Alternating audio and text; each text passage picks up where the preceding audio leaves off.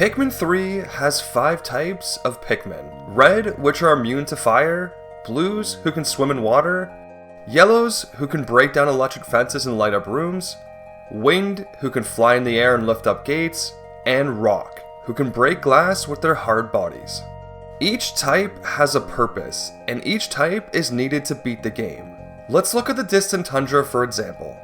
When you first land there, Brittany and Elf get separated, and you need to build this massive bridge to reunite them.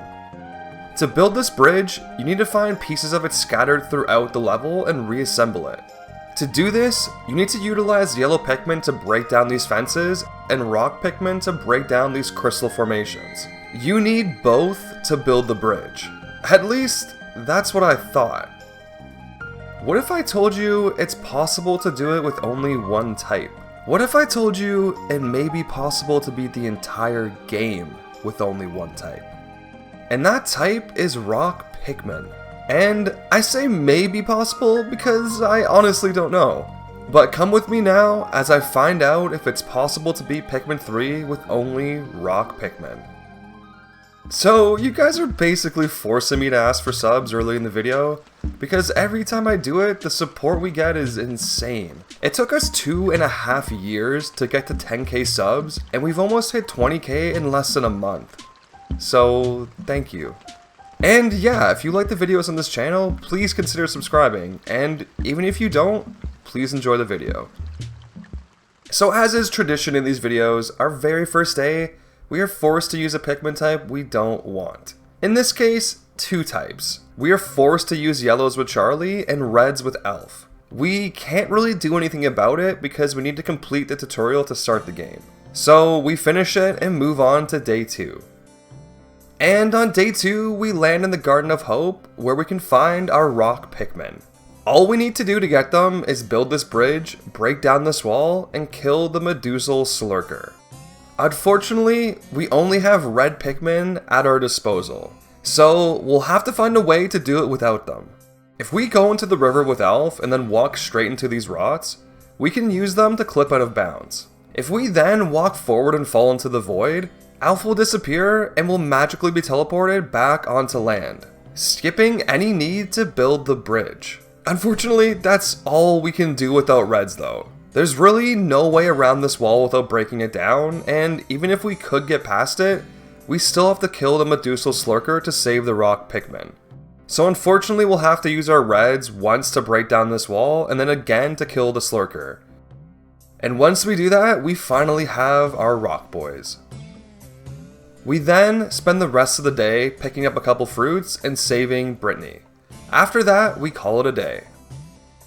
On day 3, we land back in the Garden of Hope and get to work on this bridge. And after that, we break down this wall and head to our first boss, the Armored Maudad. And the Armored Maudad is the reason I chose Rock Pikmin for this run. The only way to damage him is by breaking the armor on his back and then attacking his exposed body. And the only way to break the armor on his back is by using Rock Pikmin. So if we chose any other type, we would be forced to use Rock Pikmin to beat this fight anyways. But fortunately for us, we chose rocks, so we can just use them to beat his ass. Rock Pikmin do an insane amount of impact damage when they're thrown at an enemy. The only downside is that they are the only Pikmin type that are unable to latch onto an enemy and do consistent damage. When they hit an enemy, they'll just kind of bounce off and roll somewhere, which makes fights a little hectic because rock Pikmin are just thrown all around the arena. Like, just look at this, there's rock Pikmin everywhere. Luckily, their high impact damage more than makes up for it, and we kill the boss without any issue. For defeating the boss, we get the Data Glutton, which is a key item needed to progress the story. Pikmin 3, unlike the first 2 games in the series, is a very linear game. The only way to progress the story is by killing bosses and collecting these key items. Fruits, which are the game's main form of collectible, don't actually do anything in terms of progressing the story. You can collect all the fruits you want, but all it will give you is more time to explore the planet. In my Pikmin 2 video, if we came across an issue, we could just go somewhere else and collect a different treasure. In Pikmin 3, we're not going to have that option. We have to complete the story in this very specific and straightforward way. So if we come across an issue, it's gonna be a real problem. And on day 4, we come across a really big problem. Like I mentioned at the start of this video, when you first come to the distant tundra, Alpha and Brittany will get separated. And the problem is, Brittany is locked inside this cave where you're supposed to find yellow Pikmin and use them to break out. And we can control Alf, but unfortunately we're gonna need Brittany's help to build this bridge. And we need the bridge built so we can cross this river, knock down this fence, and then push this iron ball, which creates the only path to the boss in this entire level. And as I just mentioned, we need to kill the boss to progress the story. So we have to find some way to do this. And luckily there is. It's a little trick called yellow onion skip. If we walk along this wall at a specific angle, we can somehow just walk straight up it. And once we're here, we can walk until we hit this wall. And then by holding up on the joystick, we can walk along this edge until we reach more solid ground. We then do the same thing with this route, and then just walk to where the entrance of the cave normally is. And if you do this, it'll just warp you outside the cave like you escaped it normally. If we then go to this wall, we can walk straight up it and get out of bounds. Walk straight up it and get out of bounds. Walk straight up it and get out of bounds. Wait, what is happening? Yeah, I didn't know it at the time, but apparently this trick is Switch exclusive? And I'm playing on the Wii U version. I didn't even know there was differences between the two versions.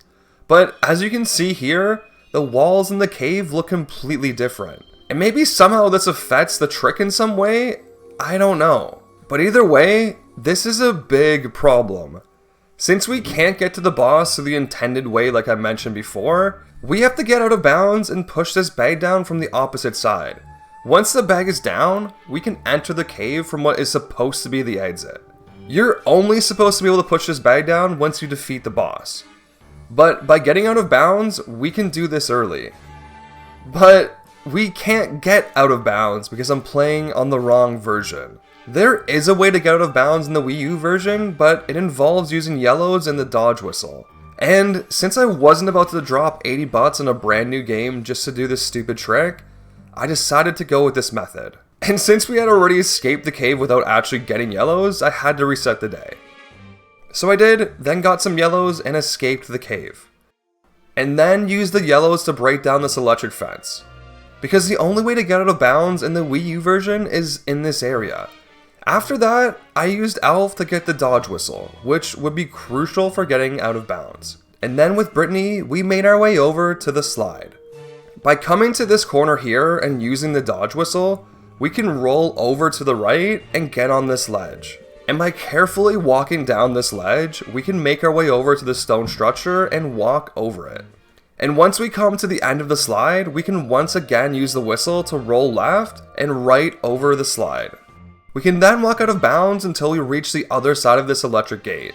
Then we can make our way past this route and then clip into this one. And at this point, we're free. And we can just walk straight up towards this river. And if we walk into the river, we can just fall straight out of bounds and we should respawn right by the bag. And it didn't work. The game put us back in bounds, but not where we want to be. And at this point, I was wondering if this trick was Switch exclusive as well. Because you're supposed to be able to walk in this river, and every time I tried, I would just fall into the void. So I stopped playing for a bit and tried to find some answers. And what I found changed everything.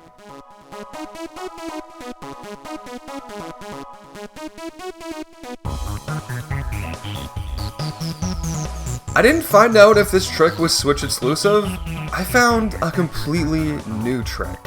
By using the snitch bug, we could get out of bounds without using a single yellow Pikmin. Who cares if the other trick worked or not? This one was better. We didn't have to use yellows, we could skip them completely. So, for a second time, I reset the day and tried again. I once again did the yellow onion skip and walked over to where the snitch bug was. And this trick looks easy, but it's a huge pain in the ass. To actually do it, you have to stand in a very specific spot. Too close to the wall and the snitch bug just won't pick you up. and if you're too far away, you won't reach the out of bounds area. And even if you do make it there, there's times where he just won't let you go and you'll fall back in bounds. It was so hard, in fact, that it took me multiple days to do this. And the worst part about this is that we haven't technically saved Brittany yet. To do that, you have to build this bridge, which we can't do. So every time we go to a new day, Brittany will respawn in the cave and I have to do the yellow onion skip all over again. And while it isn't as hard as the snitch bug trick, it's still pretty annoying and I fail it quite often.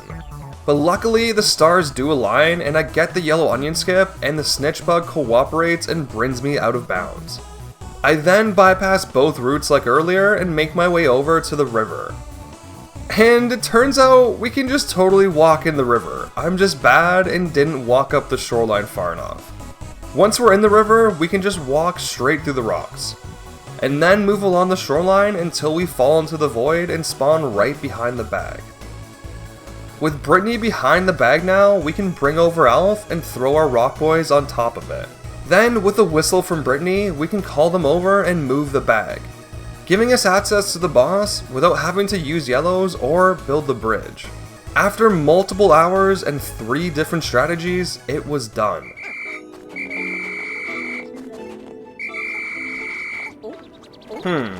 That's weird. So, because we didn't build the bridge, the game still thinks that Alf and Brittany haven't been reunited. So, they can't interact with each other at all. Which is going to be a problem. If the game still thinks that Alf and Brittany aren't reunited, then the game still thinks that she hasn't been saved. And that means no matter how much progress we make, she'll always respawn in the cave and won't come with us on the ship. And we need Brittany to complete this game, so we're gonna have to find a way to make the game think that we saved her. But for right now, we'll leave Brittany behind and go fight the boss. So, to defeat the Phosbat, you're normally supposed to light up this entire cavern by having yellow Pikmin complete these circuits. Once the cavern is lit up, he'll fall down to the floor and be vulnerable to your attacks. Or we can just throw Rock Pikmin at him. When he does this vortex attack, we can just chuck Rock Pikmin at his tail and do a little chip damage. And I really mean a little. I get the feeling the game really doesn't want us to fight him like this because our attacks do almost nothing. After half a day of fighting him, we've taken off less than a quarter of his health bar. This is gonna be a long one. On day 5, after an entire day of fighting, we take his health bar down to only a quarter left. And then we come back on day 6 and finish the job. And by defeating the Phosbat, we're finally able to rescue Charlie. But there's still one problem. Even though we had rescued Charlie, we still hadn't rescued Brittany, at least in the eyes of the game. But now that we had rescued Charlie, I wondered if that had changed. The progression in this level works like this. Break Brittany free from the cave, build a bridge which saves Brittany, and then rescue Charlie. Since we skipped building the bridge, the game thought we never saved Brittany. But we had just completed the step after building the bridge, which is rescuing Charlie. And I was hoping that the game would assume that since we had rescued Charlie, we would have had to build the bridge to do so. And if the game thinks we had built the bridge, that means it thinks we had also saved Brittany, which would save this run. But there was only one way to find out. I had to see if the other captains would interact with her. So for the last time, I did the yellow onion skip, breaking Brittany free from the cave. I then walked over to Charlie and tried to whistle him. And it worked! We had saved Brittany. We had beaten the entirety of the distant tundra, skipping over the yellow onion, the whole process of building the bridge, and most importantly, we did it with only Rock Pikmin. And if you have any doubts that Brittany is really saved, you can see in the end of day cutscene that she has joined the other captains and boarded the ship. So after we saved Brittany and Charlie, we headed over to the tropical wilds. And honestly, nothing really interesting or noteworthy happened. We just kind of played the level like you would normally. There were a couple of electric fences that stopped us from getting some fruits, but that's it. Even getting to the boss was super easy. It didn't require any complicated tricks or glitches. All we had to do was build this bridge, break down this wall, and throw our Pikmin across the stump, and we were there. And if you thought the Sand Belgian Mearslug would be any different, then you'd be disappointed, because he wasn't. He was also super easy. We just defeated him like you would in a normal playthrough of the game. And for defeating him, we got the Folded Data Glutton, which is the next key item we need to progress the story and unlock the Twilight River. And on day 10, we head right over to our newly unlocked world. And this world is going to cause us some major issues. The Twilight River is where you find winged Pikmin. Most of the level's puzzles and obstacles are designed around them. Stuff like building certain bridges and lifting up these gates require winged Pikmin. And since we can't use them, we can't progress through most of this level. To see what I mean, let me quickly go over how you would normally progress through this world. You first need to build the bridge leading to the winged Pikmin, which requires yellows because you need to break down this gate and light up this cave. Once the bridge is built, you can walk over it and find the winged Pikmin, and then use them to lift up this stick, which releases the lily pads and gives you access to the second part of the level. Once you access the second part, you can come back and push this bag down, which acts as a shortcut. After that, you have to find all the pieces that make up this large bridge that leads to the boss.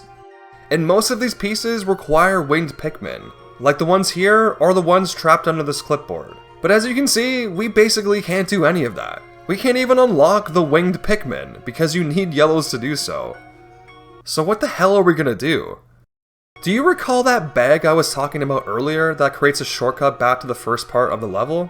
Well, we can use it to break this level wide open. If you throw a Pikmin up on this ledge and then get them to charge the bag, they will walk behind it and push it down off the ledge. And doing this skips the entire first half of the level and any need to unlock winged Pikmin. The only problem is that it doesn't fucking work.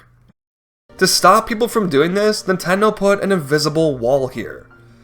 You can literally see my Pikmin bouncing off something and there's nothing there. And do you want to know the only way to remove this invisible wall? You have to lift up this stick. That's it. Once you lift up this stick, the invisible wall will be gone. The problem is, we need winged Pikmin to do that. There's no other way around it. And we cannot progress through this level normally, so we have to use this bag method. And we can't use this bag method unless we unlock winged Pikmin. So, for the first time since day 2, we're gonna have to use a Pikmin type that isn't rock. But wait, hold up. We can't even get over to the winged Pikmin. We need yellows to build the bridge, and we literally don't even have a yellow onion. So, we couldn't use them even if we wanted to. Luckily, there is a way we can get around this. If we go into the river and then walk between this rock and this lily pad, we can clip out of bounds in the same way we did on day 2. Once we're out of bounds, we can fall into the void and spawn up here where the winged Pikmin are. We can then throw a rock Pikmin into the river, call them with Elf, and then save the winged Pikmin. I sprout 10 wings and we lift up the stick. Now, we could ride the lily pad down to the second half of the level, but I want to show you that the bag skip I was talking about earlier is now possible. Now that that stick is gone, that invisible wall has just disappeared. I can now throw my Pikmin up here, get them to charge the bag, and push it down. Which is so frustrating because if it wasn't for that invisible wall, it'd totally be possible doing this with just rock Pikmin. Either way, we make it to the second half of the level and are immediately stopped by another obstacle. Like I mentioned earlier, we need to build this bridge to get to the boss, and we need winged Pikmin to be able to build it. And even though we've already used winged Pikmin in this level, I don't want to have to do it again. So it's time to get a little creative. If we throw Brittany and Charlie on this route, and then throw Charlie on this ledge, we can walk into this corner at a very specific angle and start clipping into the wall. Once we've clipped far enough into the wall, we can walk forward and fall into the void, which will then transport us up to this walkway. We can then whistle our Pikmin and hit this loading zone, which will bring them with us to the next area, which gives us complete access to the boss without having to use any winged Pikmin. And the Scornet Maestro is probably one of the easier bosses in the game, so this shouldn't be an issue.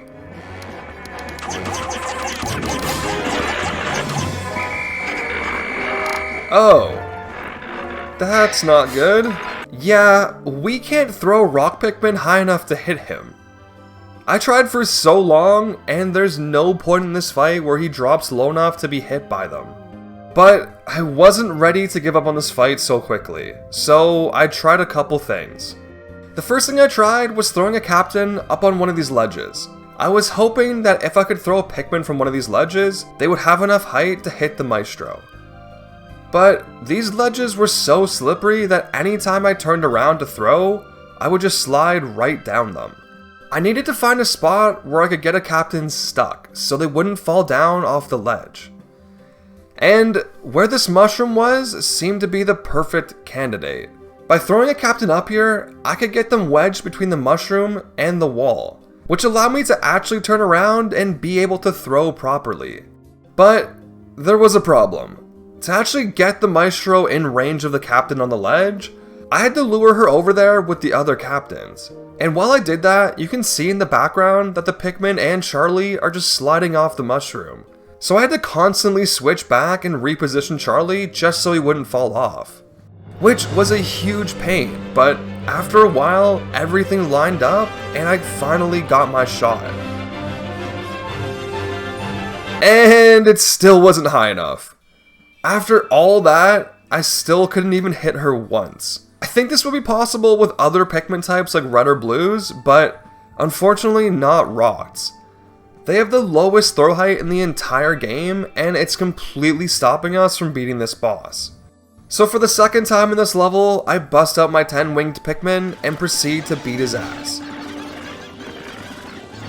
I'm not willing to say this fight's impossible to do with only Rods, but I just couldn't find a way to do it. If you have any ideas though, I would love to hear them in the comments.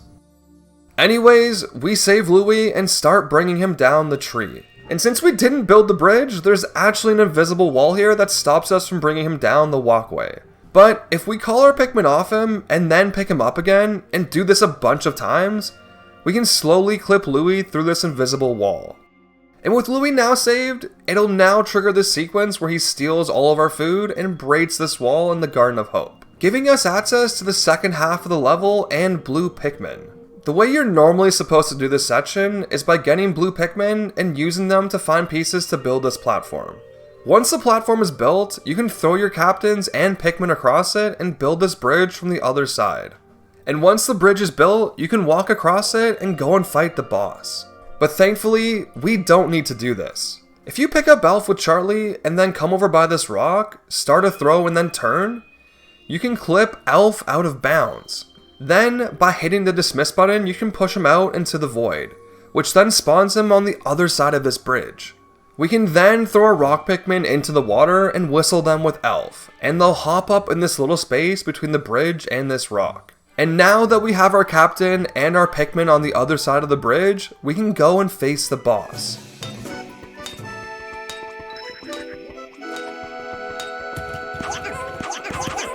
You're kidding me. Yep, there's another invisible wall. And guess what? The only way this one goes away is if you discover blue Pikmin. And the only way you can discover blue Pikmin is by getting wings to pull up the onion. So once again, we need to use winged Pikmin so we can get rid of an invisible wall. So I grab 3 winged Pikmin, pull up on the onion, discover the blue Pikmin, and then magically the wall is gone. But even with this wall gone, we still have an issue. When Louie escapes, he steals all of your food, so we're currently sitting at 0 juice. You're normally supposed to get all the fruits in the water with your blue Pikmin to offset this, but since we can't do that, we might be screwed. I've already gotten all the fruits accessible to us in the Garden of Hope, so there's nothing really left. Our only option is to get the fruit from the boss. But to do that, we have to discover blue Pikmin, do this trick, build the bridge, and then kill the Myclops all in one day, which turned out to be very difficult. This right here is the closest I got. I had defeated the boss, but I couldn't get the fruit back to the ship in time. And I was really afraid that I had just soft-locked myself out of completing this run. And then I realized I'm just stupid. This crab I walked past so many times has a fruit inside of him. If we kill him, we can bring the fruit back to the ship, which gives us an extra day on the planet. And we can use this extra day to come back and collect everything dropped by the Myreclops. And I didn't know this, but when you come back, the Myreclops' body is just covered in pellet posies, which I thought was pretty cool. And Olimar's ship from Pikmin 2 is just randomly here as well. Sweet. So by saving Louie a second time, we have now unlocked the game's final area, the Formidable Oak. For those who are unaware, the Formidable Oak is basically a time gauntlet. It is filled with puzzles and obstacles you have to overcome, all while being chased by the Plasma Wraith, who wants Olimar's unconscious body, which you have to escort through the entire thing. The way you finish this gauntlet is by reaching the exit with Olimar's body. It's the only way. And I was expecting this gauntlet to give us a ton of trouble because of all the obstacles, but basically all of them were doable using only Rock Pikmin. And I say basically because all of them were doable. All of them except for one. This bridge puzzle in the final room. The way you're normally supposed to tackle this puzzle is by first building the bridge, then turning on this light with yellow Pikmin so it makes a bridge over to this area, and then finally turning on this light so it makes a bridge to the exit. We can build the first bridge, but since we don't have any yellow Pikmin, we have no way to get to the exit. Well, at least not in the traditional sense. If we come over by this wall here, we can use the same clip we did in the Garden of Hope to get Brittany out of bounds. She will then spawn up on this ledge that leads to the exit. Then we can throw our Pikmin up here and escape. But there's only one problem. We forgot Olimar. Like I mentioned earlier, the only way this gauntlet ends is if we bring Olimar to the exit. The fact that we make it there with our Pikmin doesn't matter. He needs to be there too, or it doesn't count. Which is gonna be a problem. Because the only way that we can get Olimar up on this ledge is if we turn on the lights or he flies up here. So I had a choice. Either turn my Pikmin into yellows with this candy pop bud, and then use them once to turn on this light, and then again to turn on this one, or do the clip and use my winged Pikmin to fly Olimar up on this ledge. And because I was only using my winged Pikmin once, as opposed to twice with the yellows, I decided to go with the second option. But this option came with its own set of issues. To do it, I had to run all the way to the final room with my Rots carrying Olimar. Then swap out my Rots with winged Pikmin, run over towards the wall, perform the clip, and then head straight towards the exit. Now, this may not seem that bad, but you have to remember the whole time I'm doing this, the Plasma Wraith is chasing me. And doing this clip is not easy. I messed it up a lot. And me messing it up usually means my winged Pikmin dying, which causes me to have to reset over and over again. And even though it frustrates the hell out of me and doesn't seem possible, I do the only thing I can do. Keep trying. Okay, you have plenty of room, come on. Let's just sneak by. Come on, what are you doing? Okay, the clip's done. No, what? What is, no! Oh my god! Okay, we have plenty of room, guys, come on. No! Oh, okay, I think we're good. I don't see him. Guys, we're good. Go. No! Oh my god, we are so far. Oh my god. Oh, squeeze by, come on! Oh, okay. Oh, please, go. Oh my god. Go! Oh my god, I think we're good. Ah.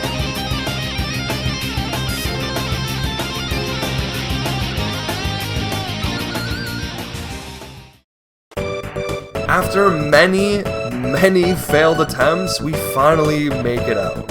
And honestly, even though we're about to face the last boss, that was the real last boss of this run.